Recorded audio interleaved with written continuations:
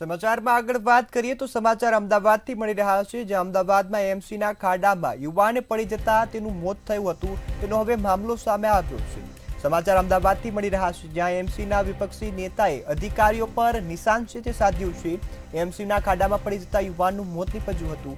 અગાઉ એએમસીના રાજમાં વરસાદ માત્ર આફત બનતો હોય તેવું પણ વિપક્ષ દ્વારા જણાવવામાં આવ્યું છે।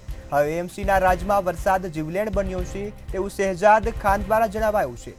પહેલા માત્ર પાણી ભરાતું, હવે મોત પણ થાય છે તેવું વિપક્ષે હવે કટાક્ષ કર્યો છે। ત્યારે વિપક્ષ દ્વારા એએમસી પર નિશાન સાધવામાં આવ્યું છે। અમદાવાદમાં એએમસીના ખાડામાં યુવાનનું પડી જવાથી મોત થયું હતું। આ ઘટના બાદ હવે વિપક્ષી નેતાઓએ અધિકારીઓ પર નિશાન સાધ્યું છે। એએમસીના વિપક્ષી નેતાઓએ નિશાન સાધતા જણાવ્યું હતું કે એએમસીના રાજમાં વરસાદ માત્ર આફત બનતો હોય તેવું લાગે છે। અનેકવાર જે વરસાદ છે તે જીવલેણ બનતો હોય છે તેવું બનતી ઘટનાઓ હવે દર્શાવે છે। એએમસીના રાજમાં પહેલા માત્ર પાણી ભરાતું હતું, પરંતુ હવે મોત પણ થાય છે તેવું શહેજાદ ખાન દ્વારા જણાવવામાં આવ્યું છે। ત્યારે આ ઘટના અમદાવાદથી સામે આવી હતી, જ્યાં યુવાન ગત રાત્રે ખાડામાં પડતા તેનું મોત થયું હતું। આ ઘટના ઓઢવમાં બની હતી, જ્યાં 11 કલાકની શોધખોળ બાદ યુવાનની જે લાશ છે તે મળી આવી હતી। चलो रेडी बोलो। चलो रेडी। शहर की जनता के लिए जीवन का जोखिम भी बन चुका है।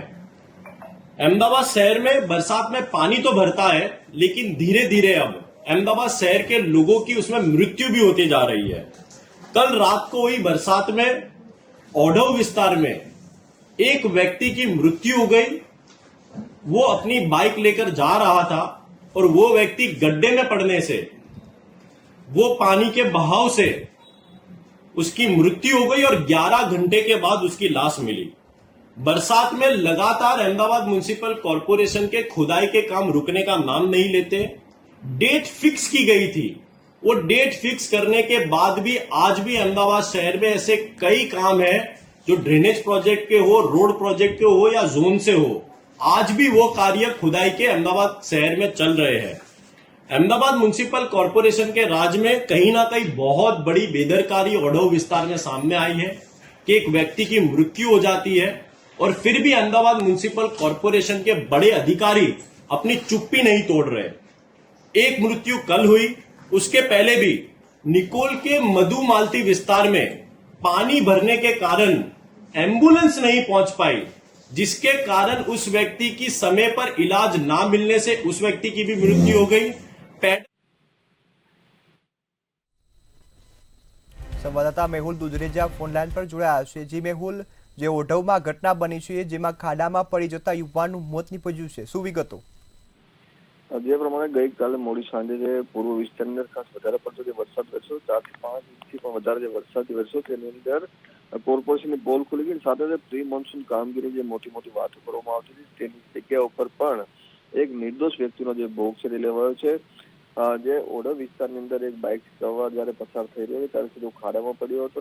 એ ખાડામાં પડ્યા બાદ તેની જે લાશ તેમજ જે બાઇક છે તે અંદરની સાઈડ તણાઈ ગયું હતું। 9-10 કલાક જેટલી ફાયર બ્રિગેડ વિભાગે કામગીરી કરી અને રેસ્ક્યુ કર્યું। ત્યારબાદ આ જે લાશ છે વહેલી સવારે ત્યાંથી નીકાળવામાં આવી છે।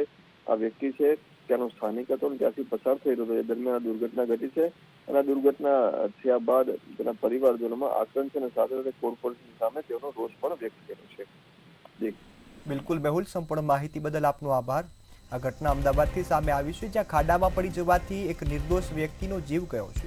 એએમસીની કામગીરી પર આ ઘટના છે તે હવે સવાલો ઊભા કરે છે। પ્રી મોન્સૂનની કામગીરી પર પણ સવાલો ઊભા થઈ રહ્યા છે। ત્યારે વરસાદ આફત બનતા હોય તેવા દ્રશ્યો છે અમદાવાદથી સામે આવ્યા છે, જ્યાં વરસાદી પાણી ભરાયું હતું, જેમાંથી યુવક પસાર થયો હતો અને જે બાદ તણાતા એએમસીના બનાવેલા ખાડામાં પડ્યો હતો।